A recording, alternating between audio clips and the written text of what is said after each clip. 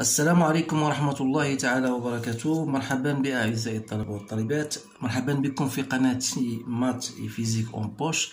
إن شاء الله في هذه الحصة هذه سأتقاسم معكم موضوعا خاصا بمادة الفيزياء مستوى الأولى بكالوريا، والتي يتمحور مكوناته حول كيفية حساب الشغل ديال قوة معينة وكيفية تطبيق مبرهنة تغير الطاقة الحركية. إذن على بركة الله. إذن voilà, vous avez le sujet devant vous. Voilà, on va lire tout ensemble ce sujet-là et on va répondre aux questions posées. Donc, le capitaine algérien Riyad Mahrez a remporté le titre honorifique du meilleur but inscrit en finale de la Coupe d'Afrique des Nations 2019 en Égypte. Il a transformé dans les derniers instants du temps additionnel un coup franc qui qualifie les Verts pour la finale de la CAN 2019. Le capitaine des Verts a tiré la balle à une distance D. Voilà la distance D. Voilà, le schéma est devant vous, ou bien la figure. Donc d'une distance de 21 mètres et avec une vitesse VA 75 km/h pour marquer son fameux but. Comme indiqué sur les deux schémas ci-contre, en considérant que la trajectoire de la balle est rectiligne, on donne G et on vous donne la masse de la balle. Alors la première question, en négligeant la force de frottement de l'air, montrez que la vitesse de la balle au point B s'écrit sous cette forme-là. Voilà la première question. Et la deuxième question, calculer la valeur de la vitesse en B. Donc on va répondre à ces deux questions, puis on va bien sûr continuer notre sujet pour répondre aux autres questions posées. Alors فيما يخص السؤال الأول قال لك en négligeant la force de frottement، يعني أن قوة الاحتكاك ديال الهواء مهملة، وبالتالي سنطبق مبرهنة بطبيعة الحال الطاقة الحركية كي نوجد بطبيعة الحال هذيك التعبير ديال السرعة في النقطة B. إذن ماذا يقول هذه المبرهنة أو la variation, le théorème de la variation de l'énergie cinétique? Il dit voilà, la variation de l'énergie cinétique entre deux points A et B, qui est la vitesse, l'énergie cinétique finale moins l'énergie cinétique initiale. Vous savez que c'est égal aux travaux de toutes les forces qui s'agissent entre ces deux points, c'est-à-dire le poids. Bien sûr, on a le poids seulement de l'air puisqu'on a négligé la force de flottement. Sachant que le travail du poids égale à mg ZA moins ZB, et comme ZA égale à 0, donc il reste moins ZB, c'est-à-dire la hauteur h, donc c'est moins mg h. Et par suite, vous aurez VB au carré, si je multiplie par 2 et je divise par M, donc on aura VB au carré égale à VA au carré moins 2GH. C'est-à-dire que VB égale racine de VA au carré moins 2GH. Voilà l'expression qu'on voudrait montrer. Ça, c'est la question A. La question B, on vous demande, voilà, calculer la valeur de la vitesse VB. Donc, s'il s'agit de faire votre application numérique, donc c'est VA. Bien sûr, VA, on vous donne 75 km/h. Donc, vous devez la convertir en mètres par seconde. Voilà, je l'ai converti en 20. Donc, j'ai dit 20,83 au carré, moins 2G, c'est-à-dire 2 fois 9,81 fois H, donc c'est 1,9. Donc, je trouve que VB est à peu près 20 mètres par seconde. Donc, vous pouvez trouver 19,91, mais je le prends comme étant à peu près 20 mètres par seconde. هذا فيما يخص السؤال B. دابا الآن غنتمو voilà, en réalité هي في الواقع هاد لا فيتيس دو لا بال بي فهي فقط 17 وليست 20. يعني هذا ان هناك احتكاك ديال الهواء اللي خصنا ناخذ بعين الاعتبار ديالو. دونك à cause de la force de frottement qui n'est pas nulle est opposée au mouvement de la balle. Donc 2.1, montrer que le travail de la force de frottement a pour expression celle-ci. Voilà l'expression de la force de travail. Alors, toujours, on va appliquer la variation de l'énergie cinétique entre A et B.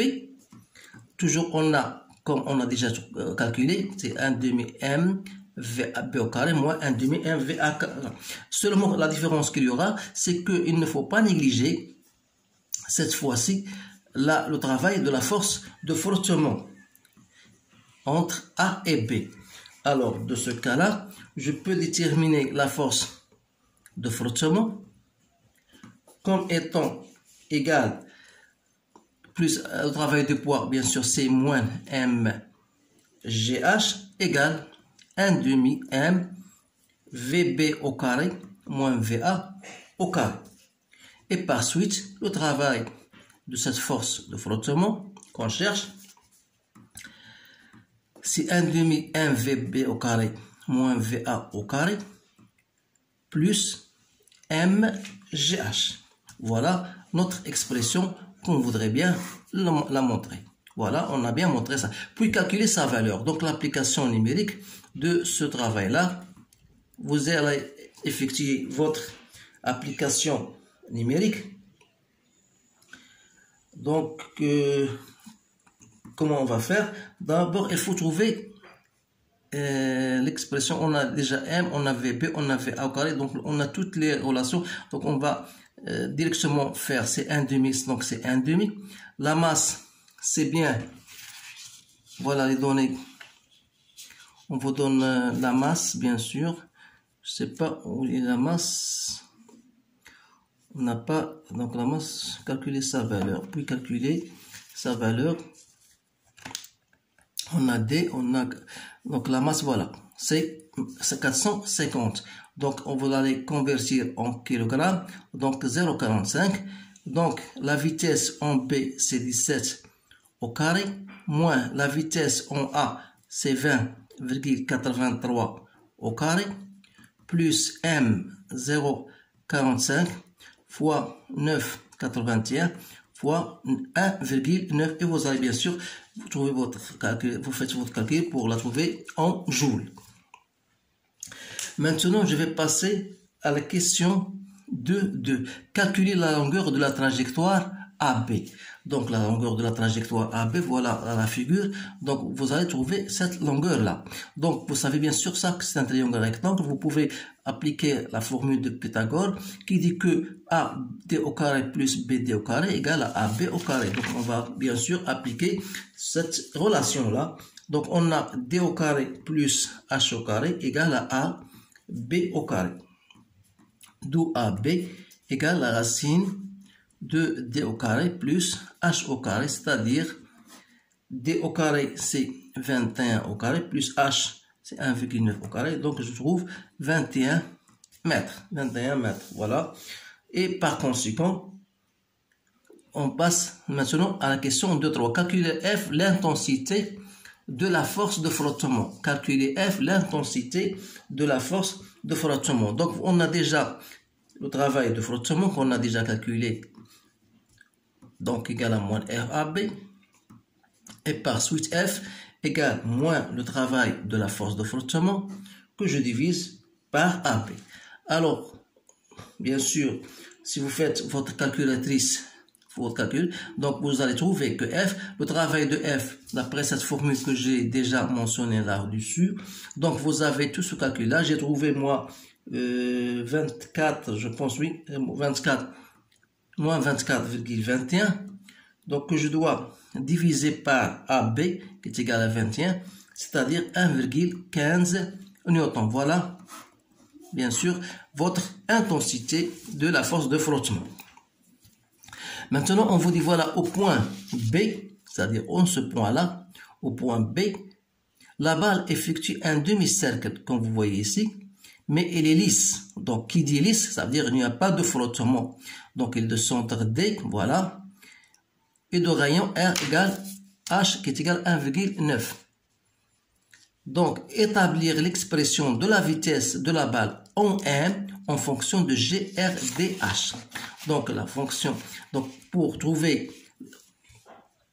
la vitesse en M, donc toujours on va appliquer notre théorème, la variation de l'énergie cinétique entre B et M, c'est-à-dire 1 demi M VM au carré moins 1 demi M VB au carré, qui est égal bien sûr au travail du poids le long BM plus le travail de la réaction selon B1, puisque la trajectoire est lisse, ça veut dire qu'il n'y a pas de frottement, donc on aura selon.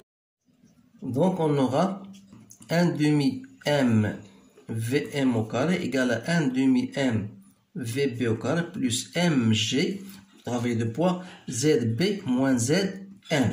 Alors, ZB, d'après la figure, voilà, regardez bien, ZB, c'est quoi? C'est cette distance-là, donc c'est H. Donc c'est H qu'on peut noter, c'est bien R.